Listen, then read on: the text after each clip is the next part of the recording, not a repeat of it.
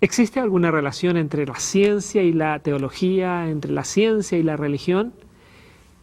Ya regresamos con Diálogo Abierto.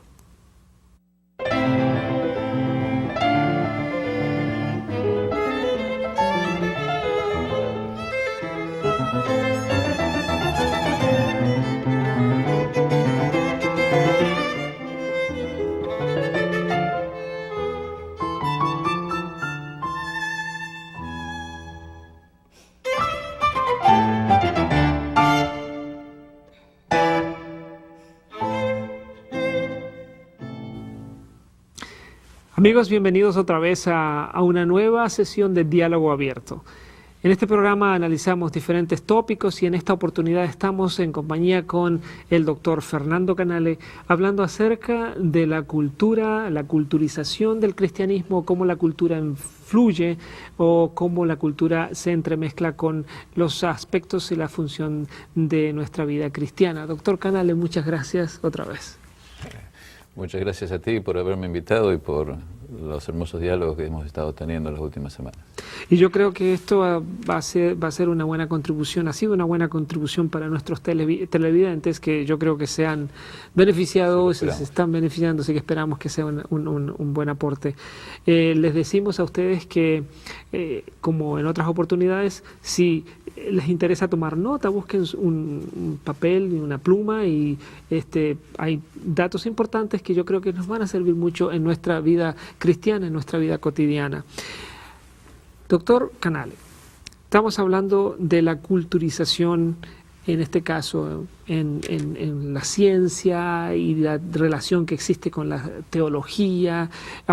¿Existe en realidad una relación o, vamos a decir, un entendimiento? ¿Puede haber un entendimiento entre ambas? Bueno, sí, claro, puede haber un entendimiento entre ambas, pero no necesariamente un entendimiento entre ambas significa una culturización. Ajá. O sea que hay un diálogo propio que las ciencias pueden tener con la teología. Uh-huh. La culturización se da cuando la teología se define a sí misma, o sea que el asunto de la culturización no es un asunto de la relación entre la teología y la ciencia o la teología y la cultura, sino que es un asunto que tiene que ver directamente con la forma como la teología decide definirse a sí misma, como el cristianismo decide definirse a sí mismo y cómo el cristianismo decide utilizar a la cultura, a la filosofía, a la ciencia para autodefinirse. Y allí es donde yo creo que el fenómeno de culturización ha definidamente jugado un papel muy alto en la historia del cristianismo. Uh-huh. Muy bien, entonces entrando en ese tema, ¿hasta qué punto, si ha jugado un papel importante, hasta qué punto ha influenciado? Bueno, ese es el asunto más importante. Lo que ha sucedido en este fenómeno de culturización no se dio realmente históricamente por un plan específico de la Iglesia. La Iglesia, luego del Nuevo Testamento, luego de la vida de nuestro Señor Jesucristo, de los apóstoles, comenzó a desarrollarse normalmente y en los primeros 2 o 3 siglos comenzó a enfrentar ciertos problemas, ciertos ataques que venían de la cultura, y cuando comenzaron a defenderse, poco a poco comenzaron a utilizar y a integrar aspectos de la cultura que existía en aquel tiempo. Era lo que en aquel tiempo se denominaba ciencia. Hoy en día nosotros lo denominamos filosofía. Ajá. Pero en aquel tiempo se trataba del neoplatonismo, que fue adoptado de distintas maneras por distintos grupos cristianos. Y esa era la ciencia de los días, de aquellos días. O sea, la ciencia era más bien un asunto humanista, no tenía mucho que ver con científico como entendemos ahora. Bueno, sí, era científico como lo tenemos ahora, pero no era igual, es el equivalente a. En aquel tiempo todavía no estaba completamente separado de aspectos religiosos, pero estaba en el proceso de separarse de aspectos religiosos. Hoy en día, en los últimos 200 años la ciencia se ha separado completa y totalmente de aspectos religiosos, así que la relación ahora es un poquito más a veces externa, especialmente para los científicos. En aquel tiempo había ciertas preguntas que eran tanto preguntas filosóficas como preguntas teológicas. Por ejemplo, Aristóteles tiene su teología, pero él no es un teólogo, sino que era un filósofo. Así que había un cierto tipo de superposición entre los asuntos filosóficos y los asuntos teológicos. Lo que se dio, sin embargo, es que la filosofía en aquel tiempo explicaba con detalles el mundo, el origen del mundo, como hoy en día lo hace la evolución. En aquel tiempo el platonismo tenía su forma de explicar, no religiosamente, pero científica y filosóficamente, el origen del mundo, y también había desarrollado una comprensión de Dios, y que es puramente filosófica, y los cristianos de esos primeros 2 o 3 siglos comenzaron a pensar de que tanto la filosofía griega, en lo que hablaba acerca del mundo, Dios y el hombre, y el cristianismo que venía del Antiguo Testamento y el Nuevo Testamento, ambos venían de Dios, y por lo tanto combinaron esas dos cosas. Aspectos que venían de esa cultura, diríamos, no era la cultura popular de los días, pero era la cultura científica que tenían en esos días, y lo utilizaron muy especialmente para determinar los aspectos generales de la realidad en la cual el cristianismo ocurre o que el cristianismo asume. Básicamente, los cristianos comenzaron a definir la realidad de Dios, la realidad del hombre y la realidad del mundo a partir de ideas filosóficas y no a partir de la Biblia. Ese es el fenómeno de culturización, diríamos, paradigmático del cristianismo. Hasta el día de hoy, cualquier individuo que estudia la historia de la teología, y los teólogos tienen que referirse a esto que algunos llaman la helenización, que vendría a ser los helenos, son los griegos. Suena mejor que la greguización, que no existe. Es una palabra que no existe. La helenización, lo que significa que el cristianismo se amoldó a estas pautas generales del pensamiento griego que comenzó a formar el núcleo de los eruditos de aquel tiempo. Ahora, ¿cuál fue el aspecto fundamental que entró en el cristianismo? Bueno, es importante saberlo. Hoy en día la Iglesia Católica en forma especial y muy claramente va a decir de que ellos no siguen la filosofía griega, pero siguen un pensamiento clásico que viene y que responde a la filosofía que se fue desarrollando a partir de los principios que encontramos en Platón y en Aristóteles, que por supuesto la gente de la Iglesia tomaba, pero que los consideraba como correctos, aunque los iba modificando, de tal forma que lo importante es que esas ideas venían de la filosofía griega. Para la Iglesia Adventista, los miembros de la Iglesia Adventista, ellos están muy familiarizados con el asunto de la inmortalidad del alma. La inmortalidad del alma no es una doctrina bíblica, la inmortalidad del alma es una doctrina que entra en el cristianismo a través de este proceso que acabo de describir. Y entonces esa idea de la inmortalidad del alma no fue creada por los griegos, sino que es una idea que ya existía antes en las religiones orientales, que los griegos llegaron a conocer y que ellos adaptaron a sus propias creencias, y que finalmente a través de Platón y otros filósofos anteriores a él se introdujeron en la filosofía griega, y después con los primeros teólogos cristianos, después de la muerte de Cristo, los primeros 4 o 5 siglos, esta idea de la inmortalidad del alma pasó a formar el centro de la espiritualidad y de la teología que tenían. Juntamente con la doctrina de la inmortalidad del alma vino la doctrina de la diríamos de la inmutabilidad de Dios. Esa doctrina de la inmutabilidad de Dios, que Dios no cambia, básicamente definió a Dios como un Dios que no puede existir ni experimentar nada en el espacio y en el tiempo. Este Dios es un Dios que trabaja en una longitud de onda que no es histórica. Ahora, te puedes figurar de que al decidir de que el hombre no es lo que nosotros somos en el espacio y en el tiempo, pero es otra sustancia que es, diríamos, el alma, que no tiene historia, diríamos, espacio temporal como la que el cuerpo tiene, y al mismo tiempo Dios es un Dios que no puede experimentar o pensar o actuar en el nivel de la secuencia espacio-temporal como nosotros la creemos, o en ningún tipo de secuencia. El teólogo cristiano se encuentra con la Biblia y en la Biblia encuentra toda historia. Correcto. Entonces, si la realidad es una realidad que no es historia, que no pasa en el espacio y el tiempo, y todo lo que la Biblia me está escribiendo pasa en el espacio y en el tiempo, y Dios aparece en el monte Sinaí, sí, que le habla a Moisés, hay y que después... una contradicción, parece. Hay una contradicción, por supuesto, los teólogos no consideraron que hay una contradicción y llegaron a explicaciones. Bueno, Dios habla así en la Biblia porque nosotros no podemos entender de otra manera, y consideran desde muy al principio de que todas estas figuras bíblicas son símbolos para hacernos a nosotros entender a nuestro nivel cosas que son mucho más elevadas y que no podemos entender fácilmente, especialmente los que no tienen educación. Sea como fuere, a través de todos los siglos se fue desarrollando el cristianismo en esa base. Por ejemplo, en el diálogo de la semana pasada comentaba un poco acerca del sacramento. Y cómo Dios se relaciona con nosotros, y hacía mención al alma. Bueno, ese Dios es también un Dios que no actúa en el espacio y en el tiempo. Entonces, por ejemplo, hay ciertos aspectos muy definidos en el cual problemas muy grandes aparecen, como en el caso de la encarnación de Jesucristo.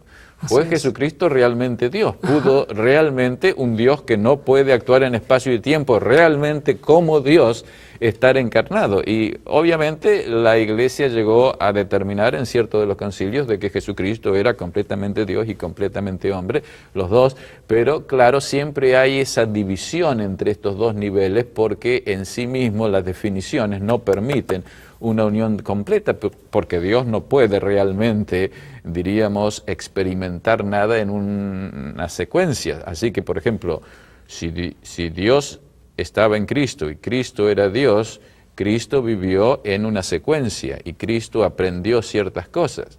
Pero eso no puede haber sido al mismo tiempo la experiencia de Dios, porque Dios, por esa definición filosófica, es asumido que no puede tener ese tipo de experiencias. Entonces, de alguna forma, todas las doctrinas comienzan a ser afectadas. Una vez que el centro de la comprensión de Dios y el centro de la comprensión del hombre han sido redefinidas, todo el resto de la teología cristiana, particularmente, y de la interpretación de la Biblia, comienza a entenderse en forma diferente y comienza a conservarse en la así llamada tradición. Y esa tradición se ha venido, como quien dice, transmitiendo y consolidando y explicando a través de por lo menos 16, 17, 18, 19 siglos, y la tenemos hasta el día de hoy. Así que el cristianismo que hoy la mayoría de nuestros televidentes se relaciona con el cristianismo general del movimiento ecuménico, está básicamente determinado o fundamentado en esas presuposiciones. En otras palabras, entonces, tenemos aquí como una línea, digamos, dentro de lo histórico, cómo sucedieron las cosas, el Dios que interpretaron los filósofos, o la filosofía que fue ingresando poco a poco dentro de lo que fue el cristianismo, y cómo en el caso de la Iglesia Católica, tratando de con los teólogos del tiempo en el cual tuvieron que interpretar y traer a Dios, o explicar a Dios de acuerdo a lo que decía la filosofía, pero también explicarlo de acuerdo a lo que decía la Biblia, y se producía una contradicción. Y ellos trataron de como quien dice, solucionar las contradicciones, de allanar las contradicciones, de pulirlas. Y ese es el trabajo que vinieron haciendo durante mucho tiempo. Como consecuencia, una nueva realidad apareció, una realidad que no es exactamente la misma de lo que encontramos en la Biblia. Sí, cuando nosotros estudiamos estas versiones del cristianismo que son prevalentes hoy y vemos lo que la Biblia dice, vemos que hay contradicciones entre esa construcción que se adaptó a la filosofía, que es a la cultura, la culturización, ese proceso cultural, y lo que vemos en la Escritura. Es muy claro. Correcto. Y ahora, llegando más a nuestro tiempo, a lo que nos toca vivir hoy en día, ¿existe todavía contradicción? O sea, ¿existe la contradicción entre la filosofía, conocida anteriormente como ciencia, y la teología? ¿Existe una contradicción entre la ciencia, como la entendemos ahora, y la teología? continúa habiendo a esos niveles. Hay muchos niveles en los cuales no hay contradicción, y ese es un asunto muy importante. Todo depende acerca de qué la ciencia está hablando. Okay. Si la ciencia me habla acerca de los árboles o me habla acerca de cómo se hace la polinización o cosas por el estilo, pues no es un asunto que tenga ninguna relación directa con la interpretación de la Biblia o mi conocimiento de Dios. Pero cuando hay ciertas ideas muy especiales que sí entran en interpretación elementos que están relacionados con la comprensión de Dios y la acción de Dios, definitivamente todavía encontramos estas contradicciones, y creo que vamos a dialogar acerca de esto la próxima semana. El próximo tema, correcto. Exactamente, existen esas ideas. Ahora, las ideas fundamentales, lo que sucede en el cristianismo, y déjame terminar de contar la historia, es que con el paso del tiempo el cristiano comienza a darse cuenta de que hay ciertas cosas que no andan bien. Ajá. Y el primero que se dio cuenta de que había ciertas cosas que no andaban bien, bueno, no fue el primero, pero el que hizo más ruido y que se llegó a saber, porque ya a través de todas las edades ha habido individuos que no estaban satisfechos con esta combinación, porque ellos de alguna manera empezaban a entender lo que estaba en la Escritura y decían, bueno, no, esta combinación no anda bien. No funciona. No funciona, y muchos de ellos dieron sus vidas por entender a Dios a partir de la Biblia y solamente la Biblia. Pero Lutero, en forma especial, llegó un momento en que se dio cuenta de que había un sistema de salvación que venía siendo patrocinado por el cristianismo de su tiempo, y él era uno de los eruditos, y él comenzó a desafiar esa interpretación. Y desde ese momento la Biblia comenzó a conocerse, a traducirse, y esa insatisfacción, que tenían Lutero comenzó a extenderse a todas partes del mundo, y mucha gente, el movimiento protestante, el movimiento evangélico, comienza a hacer cambios. Una de las cosas que sucedió, sin embargo, es que el movimiento evangélico nunca cambió esas ideas filosóficas fundamentales. Ellos pensaron que si no hablaban de esas ideas filosóficas fundamentales y simplemente hablaban de la Biblia, se iban a solucionar todos los problemas. Hoy en día, los evangélicos se están dando cuenta de que eso ha sido un error fundamental, que podemos trazarlo a los primeros reformadores, a Lutero y Calvino, que no fueron a desafiar estas interpretaciones de las ideas de Dios, del hombre y del mundo en la filosofía que había sido, como quien dice, incorporada a la teología, y entonces ellos continuaron desarrollando su concepción, por ejemplo, de la justificación por la fe, de la salvación y de el resto de las doctrinas bíblicas, asumiendo todavía esas ideas filosóficas. Así que esas ideas filosóficas todavía deben ser desafiadas. Y yo creo en una forma muy especial, siendo un adventista, de que nosotros hemos sido llamados a explicar estas cosas a partir de sus fundamentos. Y esta es una de las cosas que nosotros como iglesia, así también como los evangélicos, nos hemos quedado atrás. Hemos descubierto acerca de eso, una o dos doctrinas, pero no hemos, sin embargo, utilizado esas doctrinas para desafiar estas bases fundamentales. Y creo que mañana, en 2 o 3 semanas, vamos a tocar algunos aspectos de cómo el estudio de la Biblia, de algunas de las doctrinas descubiertas por los pioneros adventistas, nos ayudan en este sentido, para desafiar estas interpretaciones tan antiguas que vienen de la cultura. El llamado entonces es el volver a interpretar las Sagradas Escrituras como Dios tenía planeado que la entendamos. Efectivamente, lo que yo diría, y con esto pido disculpas y respeto a los televidentes que sean evangélicos, pero creo que nosotros tenemos que completar esa revolución que fue comenzada por el protestantismo, a la Biblia y solamente a la Biblia. Es una revolución que comenzó y que se ha ido desarrollando, pero que no se ha finalizado, porque todavía hay ciertos elementos en la periferia de los fundamentos de la comprensión de Dios, el hombre y el mundo, que deben ser ajustados y cambiados, criticados, para seguir las enseñanzas que encontramos en la Biblia acerca de esos fundamentos y no en la cultura. Correcto, y ese es el objetivo. Yo creo que el movimiento que dio surgimiento a lo que es conocido ahora como la Iglesia Adventista, en sus fundamentos y la idea fundamental era volver a las Sagradas Escrituras. Definitivamente. Y debiera ser, como usted acaba de decir, el objetivo de todo estudiante, de todo cristiano, de todo estudiante de las Sagradas Escrituras, encontrar en las Sagradas Escrituras la respuesta y seguir el principio de lo que se conoce como sola escritura, o que la escritura o las Sagradas Escrituras son su propio intérprete. Muy bien, amigos, este tema es apasionante y es interesante. Estamos analizando la cultura, ciencia, filosofía, cómo esto ha afectado, cómo se ha involucrado en las creencias fundamentales que como cristianos muchos tenemos. No se vayan, quédense con nosotros, ya regresamos.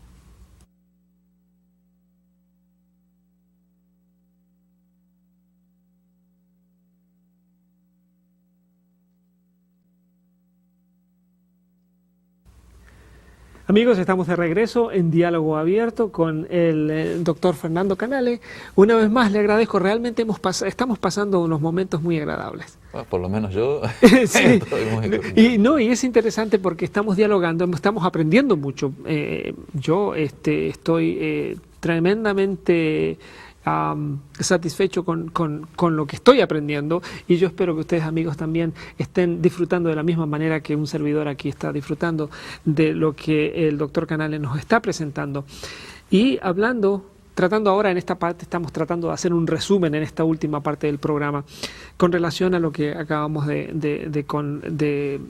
hablar. La filosofía, que fue conocida como ciencia, que era la ciencia de aquel tiempo, transformándose, evolucionando, tomando elementos también, como usted bien dijo, la filosofía griega tomó elementos de otras religiones, de otras culturas. Correcto. Ahora eso llegó, que es interesante, porque esos elementos casi íntegros se pasaron a lo que fue el cristianismo, a la formación del cristianismo luego. Y qué interesante que nosotros todavía estamos en el mundo evangélico, el mundo protestante, todavía aceptando ese tipo de creencias, cuando en realidad estamos llamados, como dijimos justo antes de la pausa, a volver a la interpretación de las Escrituras, que debiera ser el objetivo de todo cristiano que está realmente, genuinamente, honestamente interesado en aprender más.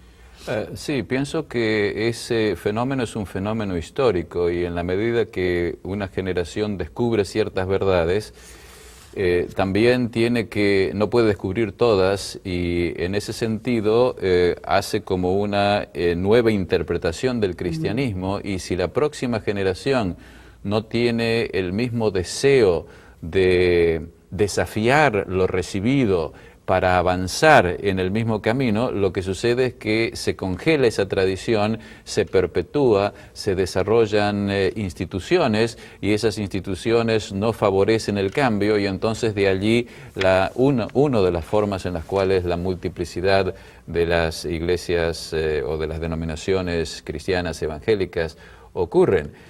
Y eso también nos puede pasar a nosotros los adventistas. Hemos descubierto algunas de las verdades y hemos llegado allí y como quien dice, nos congelamos y no continuamos descubriendo otras verdades, que básicamente uno las hace mediante dos elementos. Uno es estudiar la tradición, tanto sea del cristianismo como de la propia iglesia que uno tiene, y al mismo tiempo estudiar la Biblia, que como vimos en semanas anteriores es parte de la espiritualidad y de la adoración propia que como cristianos debemos hacer, y luego estar abiertos para criticar nuestras propias creencias que hemos recibido, lo cual no significa en muchos casos que debemos abandonar los pilares fundamentales que ya están hechos en la Biblia, pero hay ciertas otras cosas que es la parte de la construcción a partir de esos pilares, que deben ser, como quien dice, cambiadas o reformuladas para ajustarlas a todo el pensamiento bíblico que a veces ha sido olvidado y no ha sido utilizado.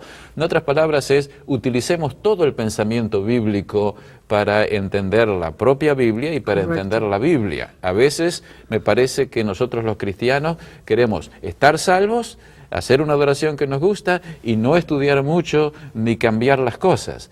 Y lo que sucede es que cuando hacemos esto, nos olvidamos de todas las preguntas y nos olvidamos de todas las inquietudes que los seres humanos tienen y le presentamos un cristianismo muy pequeño, un cristianismo que no presenta respuestas para las complejidades de la vida.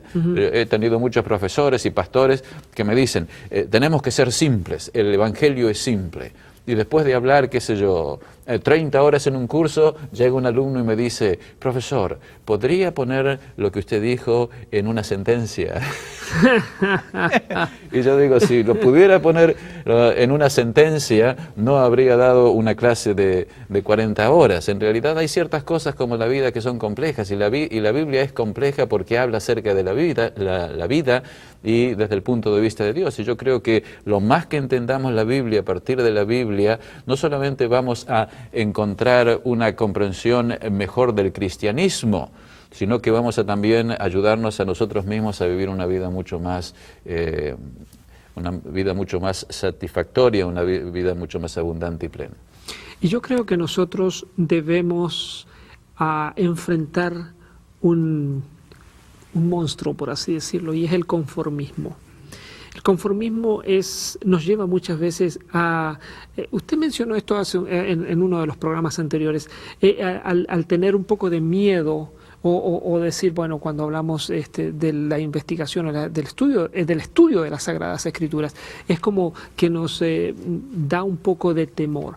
Pero más que temor, yo creo que el enemigo más grande, como alguien dijo en nuestros días, no es la falta de valor, sino el conformismo. Es el enemigo más grande que enfrentamos. ¿Por qué? Porque nos conformamos con lo que sabemos. Y cuando nos conformamos con lo que sabemos, no nos interesa aprender más. Cuando Dios está dispuesto a producir, como hemos estado conversando, dialogando, está dispuesto a producir el milagro de abrirnos el tesoro de las Sagradas Escrituras. Exacto. Con toda su sabiduría y su complejidad. Yeah. La complejidad no es algo negativo. Lo complejo es exactamente lo que el gobierno de Dios, la economía de la salvación, es complejo. A la vez es simple. Yeah. Pero a veces la simplicidad nos lleva a entender mal a Dios y eso es negativo para nosotros. Correcto. Muy bien, amigos. Gracias por seguir acompañándonos en el programa Diálogo Abierto. Hemos pasado momentos muy agradables en esta oportunidad y los esperamos en la próxima sesión de Diálogo Abierto. Que Dios los bendiga.